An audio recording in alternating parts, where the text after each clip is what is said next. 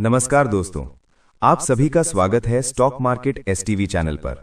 आज हम bank of Baroda का पूरा डिटेल्ड फंडामेंटल और टेक्निकल एनालिसिस क्रमबद्ध और स्पष्ट तरीके से समझेंगे, ताकि आपको हर महत्वपूर्ण संख्या और स्तर सही तरीके से पता चल सके। सबसे पहले कंपनी की बेसिक जानकारी समझ लेते हैं। बैंक ऑफ बड़ौदा भारत का एक प्रमुख पब्लिक सेक्टर बैंक है, जिसकी स्थापना 1908 में हुई थी। ये retail banking, corporate loan, MSME finance, agriculture loan और इंटरनेशनल ऑपरेशंस में सक्रिय है। भारत सरकार इसकी प्रमोटर है और बैंक का देश विदेश में मजबूत नेटवर्क है। अब सीधे महत्वपूर्ण फंडामेंटल संख्याओं पर आते हैं। स्टॉक का करंट प्राइस लगभग 303 रुपए से 306 रुपए के रेंज में ट्रेड करता रहा है। पीई रेशियो लगभग 8.03 के आसपास है। बैंकिंग सेक्टर के हिसाब से ये लो वैल्यूएशन माना जाता है। बुक वैल्यू लगभग 318 रुपए के आसपास है। अगर स्टॉक 303 रुपए के आसपास है और बुक वैल्यू 318 है, तो प्राइस टू बुक लगभग 1 से नीचे है, जो पीएसयू बैंक के लिए आकर्षक माना जाता है। आरओई लगभग 15.5% के आसपास दर्ज किया गया है, जो पिछले वर्षों के मुकाबले मजबूत सुधार दर्शाता है। आरओसीई लगभग 6.29% है, जो बैंकिंग बिजनेस मॉडल के अनुरूप संतुलित से थोड़ा नीचे है। ईपीएस में पिछले कुछ सालों में लगातार सुधार देखा गया है। अब क्वार्टरली प्रदर्शन को संख्यात्मक दृष्टिकोण से देखें तो पिछले 6 से 8 क्वार्टर में नेट प्रॉफिट में लगातार वृद्धि दर्ज की गई है।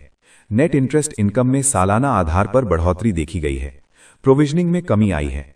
ग्रॉस एनपीए प्रतिशत घटकर लगभग 3% से 4% के आसपास आया है और नेट एनपीए लगभग 1% के आसपास कंट्रोल में है। कासा रेशियो बेहतर हुआ है, जो बैंक की लो कॉस्ट डिपॉजिट क्षमता को दर्शाता है।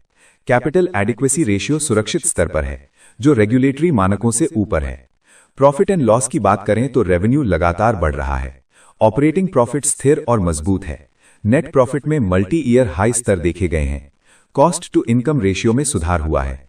इंटरेस्ट इनकम में वृद्धि हुई है और एसेट क्वालिटी बेहतर हुई है। ये संकेत देता है कि बैंक की कमाई अब ज्यादा स्थिर और टिकाऊ हो रही है। बैलेंस शीट पर नजर डालें तो लोन बुक में ग्रोथ देखी गई है। डिपॉजिट्स में स्थिर वृद्धि हुई है। ग्रॉस एडवांसेस और टोटल एसेट्स में विस्तार हुआ है। प्रोविजन कवरेज रेशियो बेहतर हुआ है। नेट वर्थ में वृद्धि हुई है।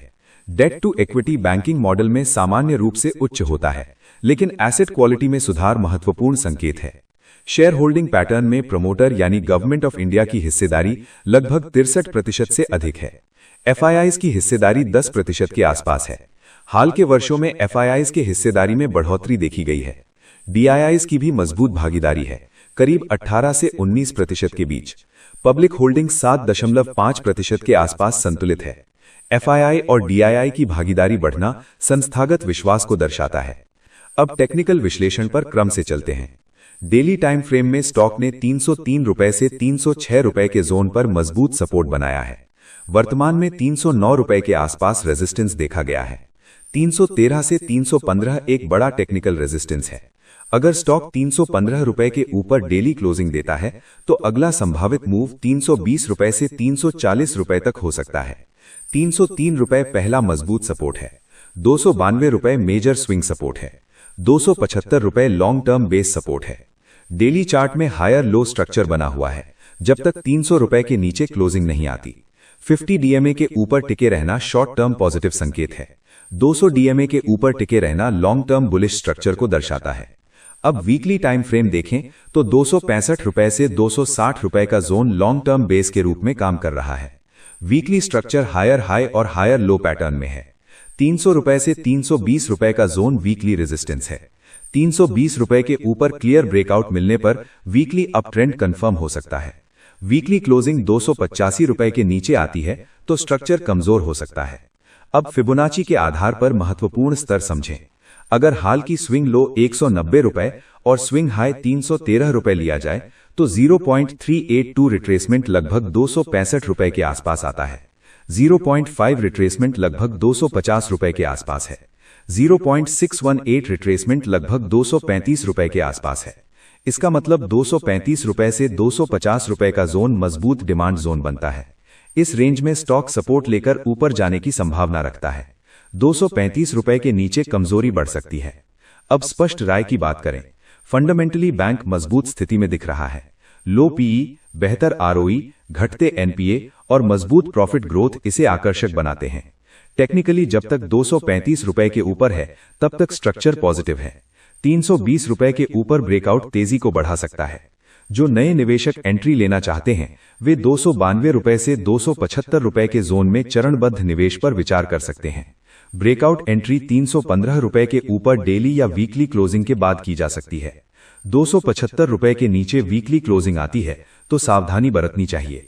जो पहले से निवेशित हैं वे 275 रुपए का स्टॉप लॉस रख सकते हैं।